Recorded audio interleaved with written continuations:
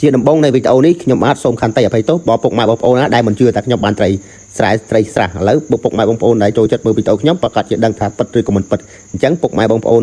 កុំភ្លេចទៅតាមដានវីដេអូហ្នឹងតាំងពីដើមរហូតដល់ចប់តើសកម្មភាពខ្ញុំបានត្រីនេះពីណាអីពីណីអញ្ចឹងពុកម៉ែបងប្អូនដែលចូលចិត្តតាមដានវីដេអូខ្ញុំដឹងហើយពុកម៉ែបងប្អូនគឺខ្ញុំចូលចិត្តពេលសម្រាប់ពីការងាររកត្រីរកកង្កែបរកក្តាមរកចង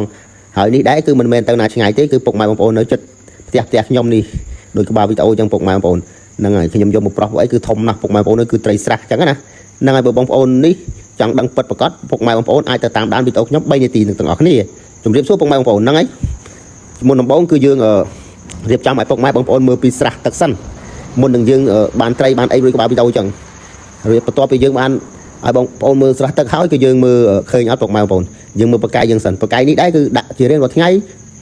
មិនថាយប់មិនថាថ្ងៃគឺដាក់ចោលនេះបន្ទាប់ពីយើងឲ្យបងប្អូនមើលទៅឥឡូវយើងពេលថ្ងៃសម្រាប់ពីការងារគឺយើងលោតទឹកស្រុងលោតទឹកនេះដែរគឺទឹកត្រជាក់ពុកម៉ែបងប្អូនពេលព្រឹកខ្ញុំមិនហ៊ានមើលទេដោយសារអីដោយសារ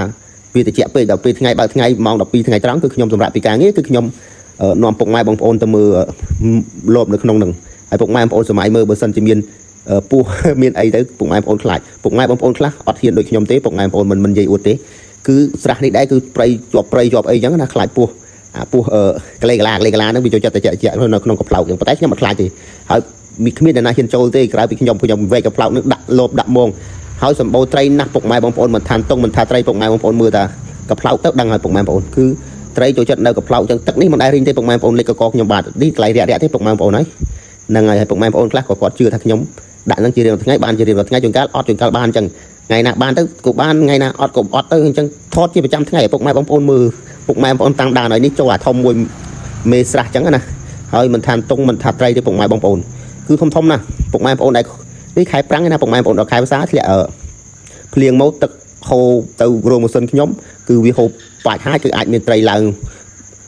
ពីវាពេលការដោយពុកម៉ែបងប្អូនតែតាមដានវីដេអូខ្ញុំមិនមែនសម្ដែងទេគឺហូរទៅត្រីវាលោតពីស្រះហ្នឹងទៅលពីលពើកដូចត្រីទក់ត្រីអណ្ដែងចឹងហើយនេះខ្ញុំបានមួយឲ្យពុកម៉ែបងប្អូនហ្នឹងហើយពេលមកពុកម៉ែបងប្អូនខ្លះក៏គាត់ថាយើងសម្ដែងពុកម៉ែបងប្អូនខ្លះក៏ថតថាពិតពួកអីពុកម៉ែបងប្អូនដែលស្គាល់ខ្ញុំគឺដឹងហើយពុកម៉ែបងប្អូនគឺខ្ញុំមិនចេះសម្ដែងទេខ្ញុំចូលចិត្តរកពិតពួកអីខ្ញុំ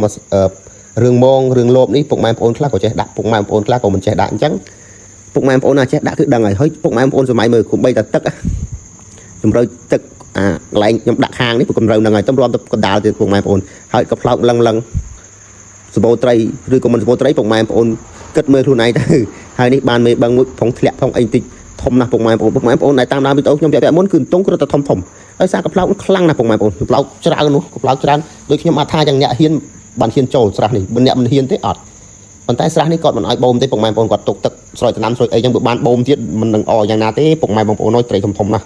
អញ្ចឹងណានេះខ្ញុំភ្លេចតាមដានវីដេអូវិញដល់ពុកម៉ែស្រែសុតសាតនេះមិនពីរួចហើយមេបឹងមួយនេះធំដល់ធំប្រព័ន្ធចិត្ត1គីឡូនេះទុកសិននេះពុកម៉ែបងប្អូនអូយរៀងស្អល់ហើយនេះជួយមរាយណា